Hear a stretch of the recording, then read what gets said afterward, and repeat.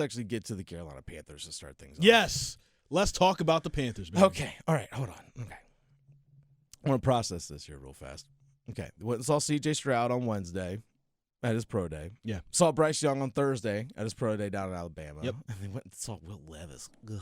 Well, you know, you got to at least kick the tires. Yeah. You got to throw up your smoke screens and all that kind of stuff. At least kick the tires. Blah, blah, blah. Yeah, whatever. But you could tell, though, in the DAP line, they weren't as enthusiastic about Will Levis. Okay, that's what I wanted to get into right away. All right, the Luis Fernandez and I talked about this on the Adam Gold Show. The level of back slaps and bro hugs and dap ups with CJ Stroud was next level. Yeah, I was like, hold on, there's Frank Reich, there's Fitterer, there's Tep, there's Josh McCown, and the way they're just all chopping it up and things like that. Josh McCown talking about, hey, I'm gonna take you to a court.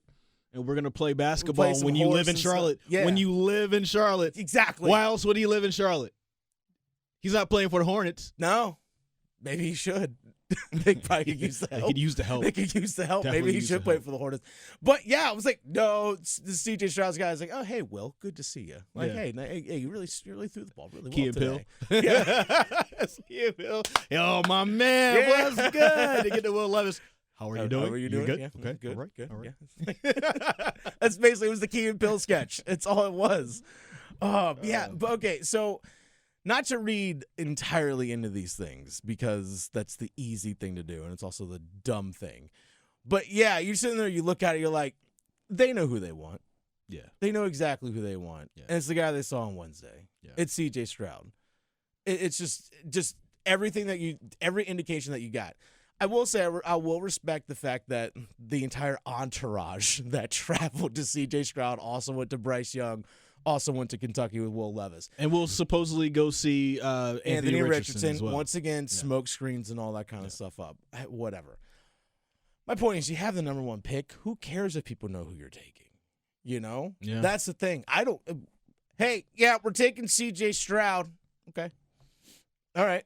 Let everyone else figure out what they want. Unless you're playing the 4D chess game of like, well, maybe if we act like we're gonna get Bryce Young, maybe the Texans will trade up for us. And people I don't see are like, it as that. No, I don't see it either. People are like galaxy brain this whole different thing. Like, no, you moved up to number one to get the guy, your guy. I don't see it as that. I see it as like they're split. There's somebody who really wants Bryce Young.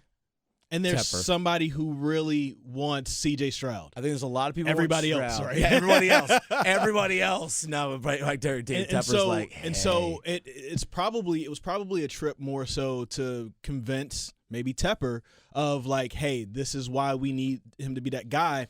And also, I thought it was interesting too. If you listen to all the experts, C.J. Stroud didn't just start off with like slants and just the quick outs. Mm-hmm. He started like really slinging it down the field, showing how accurate he is, how big his arm is, like the difficult throws out the box and looking good while doing so, which supposedly isn't typical for a pro day. Yeah. So I thought it was interesting. Then it made me wonder, maybe somebody got in his ear, hey, can you do this really quick because we're trying to convince somebody and we really want you.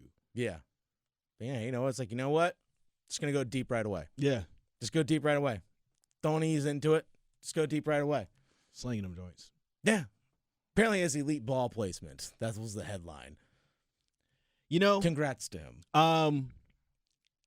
It's interesting because, you don't want to fall too in love with what a pro day looks like. We saw exactly Zach Wilson and what that was like. Anybody can look really good in an indoor facility. Yes, a controlled environment, controlled environments and all stuff. That. But I think what we saw on tape in that CFP game, I'm going to talk about that every single time because Georgia's defense is an NFL defense.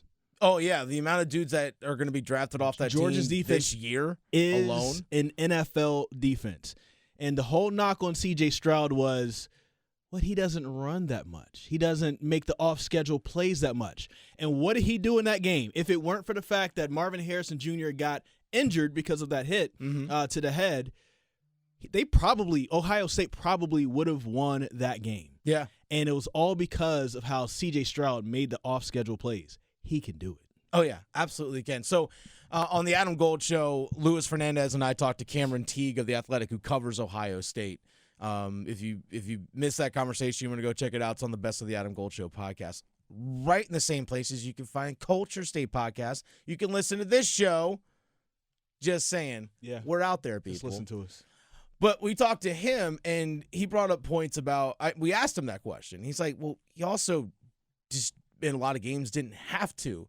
He did it when he needed to. And that's the difference between him and a lot of other quarterbacks, is that some rely on that movement a lot to create their throwing lanes and passes. Like, no, he could stand there in the pocket and deliver the football, but when he needed to scramble and do everything he needed to do in terms of the off-time plays and those kinds of things, the off-platform throws, whatever you want to define it as, he could do that. Yeah. And we brought up the question. I said this is the dumbest thing that you can knock a quarterback on. The dumbest thing.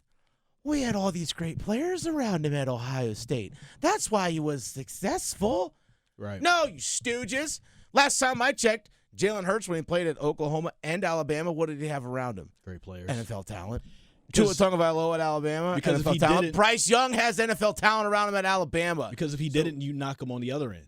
Oh, exactly. Well, because here's the thing. A lot of people say, well, check out Will Levis in the 2021 season when he had better players around him. You saw the production.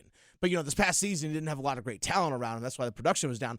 Okay, so the thing you're saying, well, check out Will Levis when he had great talent around him is the same reason why, no, don't go for CJ Stroud, because of the talent around him.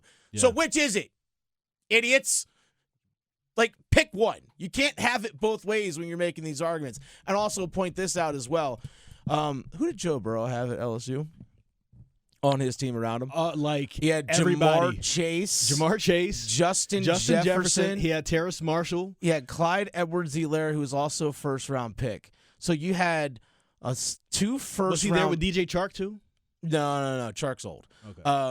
No. Chark, and plus, he was at Ohio State before he went to LSU. Oh, okay. But nevertheless, we'll get into DJ Chark. Hey, DJ Chark, Carolina Panthers. Congratulations. But my point is, Joe Burrow turned out just fine, right? Yeah. When he has on his team 2 of the top 5 wideouts in the NFL, and Chase and Jefferson, and a first-round running back. And you mentioned Terrace Marshall, who was, second-round pick for the Panthers, third-round pick? I think it was third, yeah. But he was a day 2 pick nevertheless. That's what he had around him. I think he's doing just fine. Yeah, he's good. So, yeah. He's fine. I think he's okay. Yeah. I think he's doing just fine.